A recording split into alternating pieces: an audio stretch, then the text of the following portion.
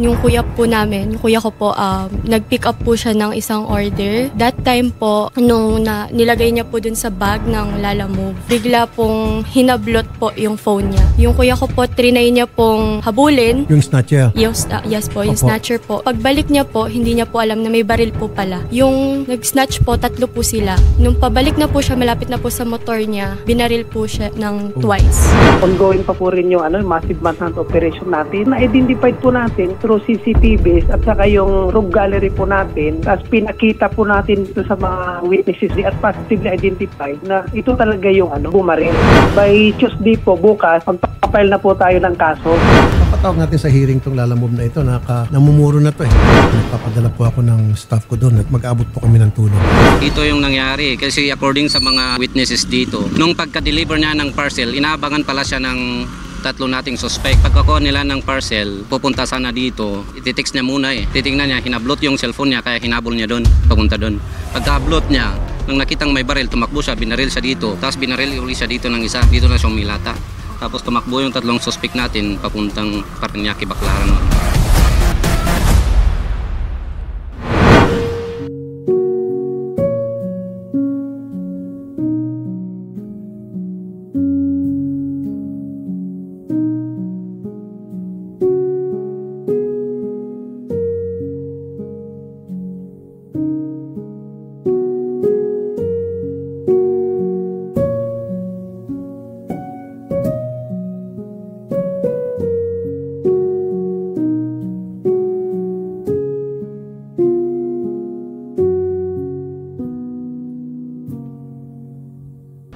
On behalf of Senator Raffy Tulfo, sa bumubuo po ng programa niya, kami po ay nakikiramay po dito po sa nangyari po kay Sir Marvin. Kumusta po kayo so far, Nay? Ano nararamdaman niyo po ngayon? Sobrang sakit.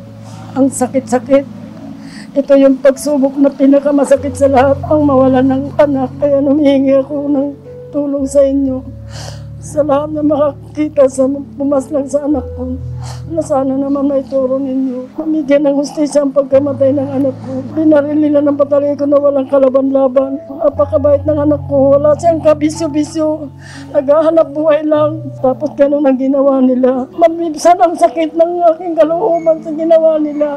Makaawa ko sa inyo mga kapulisan. Tulungan niyo kami. Napakahirap ng isang ina na kinitin ang buhay ng anak. Kaya na po kayo katagal, Ma'am Jessa, na magkasintahan ni Sir Marvin? Magto 2 years po ngayong October. Dapat mag-anniversary sana kayo. Opo. So, nung nakarating sa'yo itong balita, Ma'am, anong naging reaksyon nyo? Nasaan kayo that time? Nasa taas po ako, tinawag po ako ni Kuya na nabaril daw po siya. Ayun, nagsibaba po agad kami dito. Akala ko po nasa ospital lang siya na okay lang siya na pwede pa namin siya makitang buhay. Pero nagulat po kayo pagdating namin, wala na po siya. Nasa na po siya, Marky. Bilang isang girlfriend niya at bilang isang boyfriend niya, kumusta ba bilang kasintahan si Sir Marvin, Ma'am, nung nabubuhay pa po siya? Naalaga din po siya. Lagi po niya ako ilaalagaan pag nandito po siya. May balak na rin sana kayo, Ma'am Jessa, na makapakasal, ganyan, or maghasama na, ganyan, o bumuo ng pamilya. Opo. Ilang taon na po kayo? 21 po. Paano ba kayo, Ma'am, nagkakilala ni Sir Marvin? Sa Facebook lang po. Nag-hire po siya ng tendera po dito. Ayun, siya po yung ko din. Nakita ko po sa Facebook na nag-hire po ng tindera. Kaya chinat ko po siya. Nagkausap po kami. Ayun, tinanggap ko po yung niya. Tapos sinundo po niya ako sa Novaliches. Tapos ilang months po kami dito, nagkasama bago po naging kami. Gano'n na ba, Mami, katagal si Sir na naglalala-move? Paano po siya napasok dyan sa pagra-rider po? Tapos ng academic, nagdesisyon siya na maglalamove siya. Hindi ko naman siya maano. Minsan tumutulong-tulong sa akin. Kaya lang ayaw niya talaga. Gusto niya maglalamove kasi dagdag extra income niya. Meron daw siyang pinag-iipunan. Sabi ko, naimbitahan ko naman kasi siyempre may edad na si Marvin, 31. Gusto nila makaipon para sa kanilang kinabukasan, magbuo ng pamilya. Nga lang nangyari sa kanya. Ma'am, nasan kayo nun nung nabalitaan nyo ito? Dito kami kumakain ng hapunan. Magkakasama po kayo? Magkakasama kami. Ito nasa taas kami nagkakasama. Nagtataka yung bakit sa cellphone ko may nag-miss call. Nung Nung tinanong ko, sabi ko bakit? Sabi niya, ikaw ba si Remedios Realino, nanay ni Marvin Realino? Sabi ko, opo, bakit? Sabi niya, nasa ospital si Marvin sa Pasay General Hospital. Sabi ko, bakit? Ano nangyari? Sabi niya, musta ang anak ko? Sabi niya, dito arrival, kaya nung time na yun talagang para akong nung sinabi ng polis na dito arrival, agad-agad kami pumunta doon. Ayaw ko pa nga maniwala, sabi ko, hindi, ang patay ang anak ko. Pero pagdating namin, nasa morgue na. Ang ilan pong anak ninyo, ma'am? Pangatlo. So, ang anak, 6. nung nabubuhay pa si Sir, ma'am, nabanggit nyo, wala siyang bisyo, wala siyang... Kumusta siya bilang anak, ma'am? Kabait na anak. Sabi ko, Lord, bakit ang anak ko pa? Sa dami ng binigay mong pagsubok sa akin, nakayanan ko. Bakit pero itong pinakamasakit?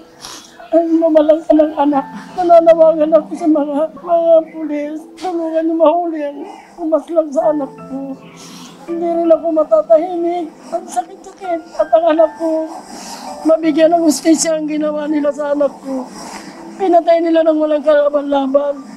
Wala namang ginawa sa kanilang anak ko.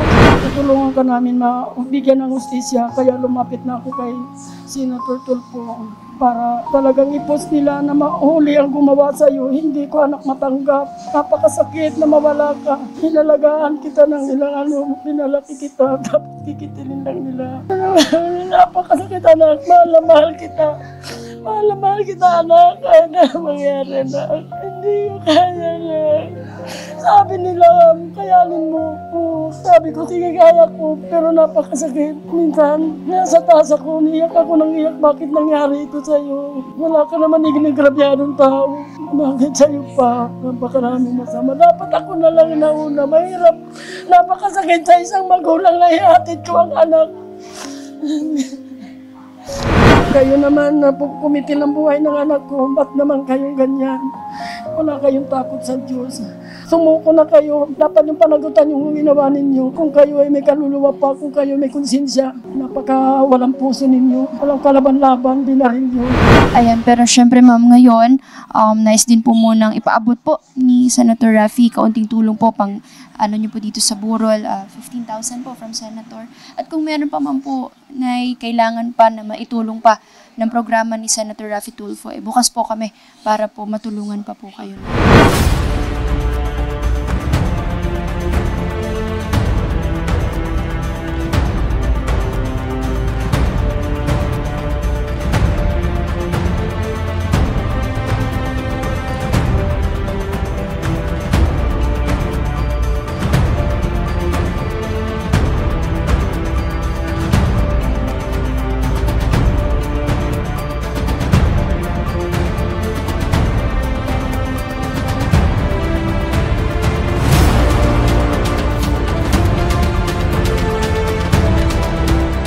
So ma'am, ang latest update natin dito sa mga suspects po natin.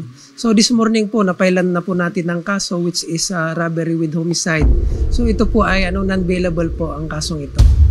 Tapos yung mga suspects po natin, actually at large pa po sila, hindi po pa natin sila nanguhuli. So sa ngayon po, mag-stop muna yung operation namin kasi napailan na po natin sila ng kaso.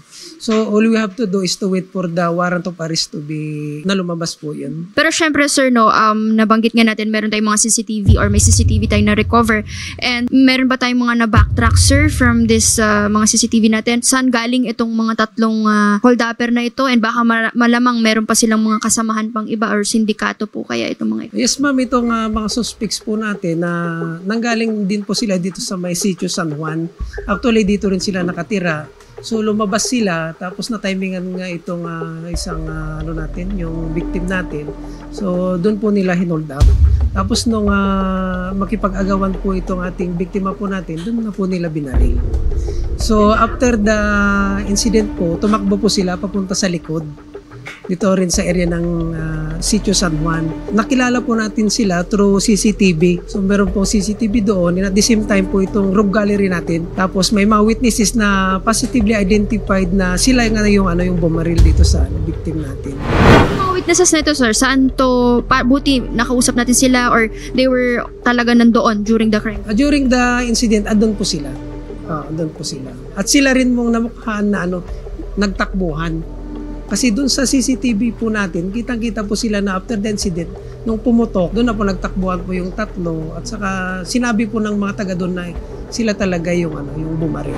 Ngayon, sir, sabi nyo, sa Sitio San Juan sila parang dumiretso. So, we tried to, sir, check sila doon. Kaso, hindi pa natin sila malocate, right? Yes, ma'am. So, after the incident talagang pinasok nga namin yung bahay ng isang suspect natin. Kaya lang po, hindi na po sila tumuloy doon. After the incident kasi, nagtago na agad sila. Wala na sila. So, ngayon, sir, given nga unang nabanggit sa studio na parang 2 putok. So, saan tinamaan itong si Sir Marvin, and anong klaseng baril ba yung ginamit dito sa Colonel? Bali, ayon sa pag-imbestiga at saka lumabas na rin sa kanyang medico legal na tumama sa likod. Pumasok sa likod tapos tinamaan yung spinal column saka yung lungs niya. Kaya po hindi po siya nakahinga. So yung islag po, naiwan po dito sa kanyang, tumama po sa isang buto po rito. So nakuha rin po.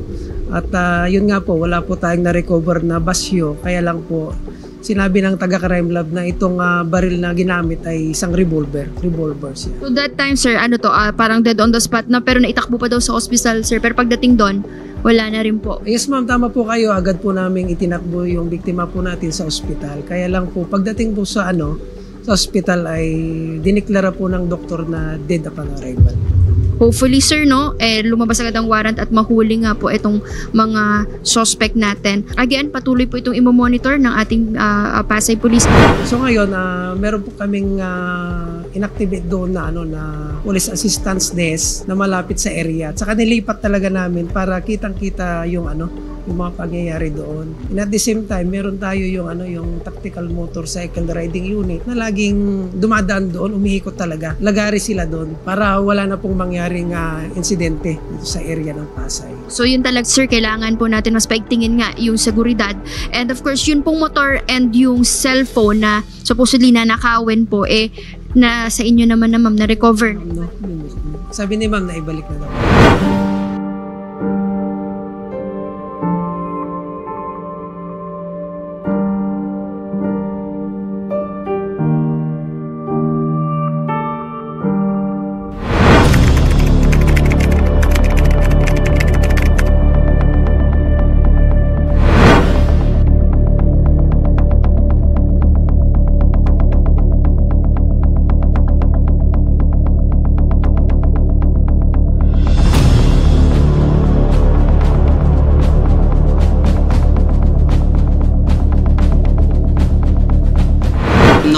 Nag-respondi kami during that time, naabutan na namin yung victim dito na nakahilata. Actually, dito yung nangyari kasi according sa mga witnesses dito, nung pagka-deliver niya ng parcel, inaabangan pala siya ng 3 nating suspect. Pagkakuha nila ng parcel, ipupunta sana dito, biglang ititext niya muna Titingnan niya, hinablot yung cellphone niya, kaya hinabol niya doon, papunta doon.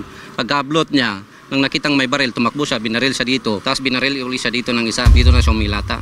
Tapos tumakbo yung 3 suspect natin papuntang Parañaque, Baclaran, ma'am. Saan natagpuan yung motor niya, sir? Dito. Okay. Pati yung victim, andito na rin, ma'am. Okay, sir. So dito po inabangan naman siya nung 3 suspect.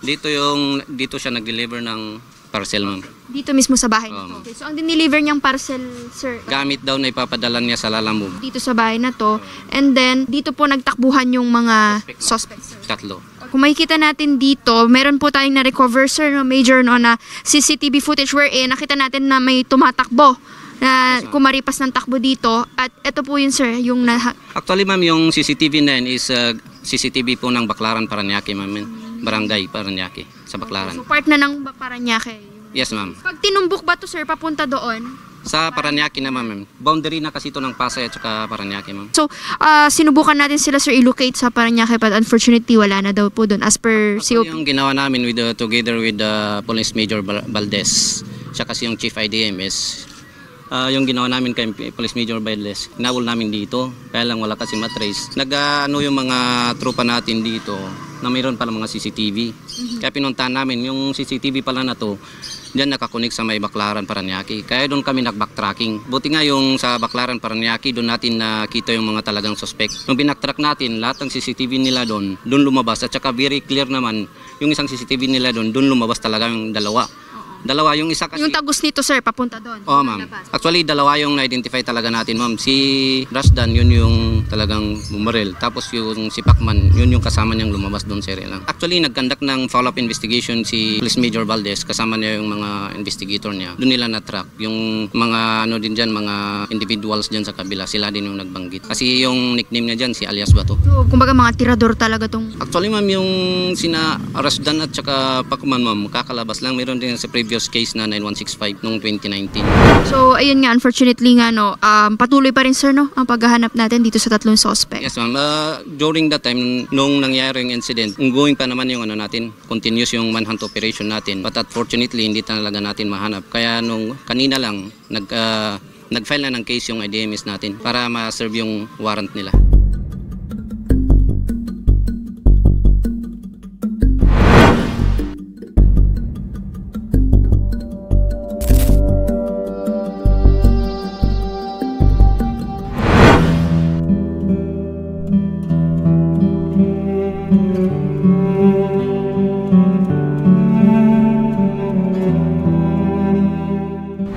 Today, ma'am, ang last night po, no, ni Sir Marvin, at nung nakaraang araw ay naisampan na rin po natin kaagad yung kaso. But so far, ma'am, no, meron din tayong mga development na nakalap, which is itong last na nabanggit mo, ma'am, na merong concerned citizen na nag-reach out sa inyo about sa whereabouts nitong isa sa mga tatlong suspect natin. Tama po? That's right po. Sinabi niya lang po kung saan niya last na mataan yung isa sa mga suspect, and then nag-reach out naman po kami sa inyo. Then yan, sila Hepe po is nagtungo rin naman po agad dun sa last na napagkitaan po nung isang suspect. And ayun nga, no, kaagad-agad, mabilis talaga itong si Colonel Disesto dahil pinapuntahan niya po kaagad at chinek nila yung lugar, but unfortunately, no, hindi nila doon nadatnan that day. But again, continuous po ang paghahanap natin dito sa mga suspect natin. Last time, mami, nabanggit ninyo na ang Lala Move natin ay nag-abot na po ng 20,000. Ngayon, magla-last night na nitong mga nakaraang araw po, nag-reach out po ba sila sa inyo? Kinausap ba kayo ulit, ma'am? Nagbigay po ng 80K, bali 100K na po ang naiabot po sa amin. Ngayong dahil last lamay na ngayon, magabanon sila ng food pack. Aside po dun sa naibigay po ni Lala Move na 20K, tapos 80K nung nakaraang araw, still pinaprocess pa rin po yung insurance po ni Kuya. So yun naman po yung promise nila sa amin na tuloy-tuloy po yung pag-process nun. And for sure naman, rest assured naman po na mabibigay yung insurance. So, mabuti naman, ma'am, at nagdagdag sila kasi last time na nag-usap tayo, ang medyo isa sa mga problema nga natin is yung paano pa natin mababayaran dahil medyo malaki yung sa funeral service, at buti naman po at tinugunan kaagad ng Lala Move. Tama po? Yes po, bali po last Wednesday, if I'm not mistaken po, nagpunta po yung admins ng Lala Move dito. Bali, nagpunta po sila sa mismong Lamay. Then, yun, nakipag-usap po sila sa amin ni Mama. Then, yun nga, nag-abot po sila ng karagdagang tulong, which is 80,000. We also tried to reach out nga rin yung Lala Move, ma'am, at yun nga nabanggit nila, nagbigay sila ng 100,000. Plus, kasama na daw doon yung, meron pa kayong isa, ma'am, na 24,000. Na so yun na lang po ang kulang, ma'am, yung 24,000 na para naman sa cemetery yung lalaga. Yes po, ma'am. Yun na lang naman po ang pinaka-balance namin kung saan po ililibing si Kuya. Sige, ma'am, bilang karagdagang tulong po, mami and ate ni Senator Raffy Tulfo para po sa inyong pamilya, aside po dun sa unang naiabot niya, si sir na po ang bahala dun po sa 24,000, ma'am. So ito po yung 24,000, ma'am, para wala na kayong problemahin, mami. Maraming salamat po kay Senator Tulfo sa lahat ng bumubuo ng Raffy Tulfo in Action. Maraming salamat sa inyo. Napakalaking tulong ginawa niyo. At sana po yung huling kahilingan ko na mabigyan ng hustisya ang pagkamatay ng aking anak. Napakalaking tulong po sa amin ng Raffy Tulfo in Action, especially po ni Senator Raffy. On behalf po ng pamilya namin, maraming salamat po sa pakikiramay, sa pagtutok po sa kaso po ng kuya ko. And yun nga po, sabi nga po ni Mama, ang pinaka magandang maibibigay pa po sa amin bukod sa financial assistance is yung, of course po, yung justice po ni Kuya. Nananawagan din po kami sa lahat po ng mga tao na makakakita or mga makakilala sa mga suspects, nawa po yung ibigay niyo po sa authorities, sa mga police po, yung mga information po nila.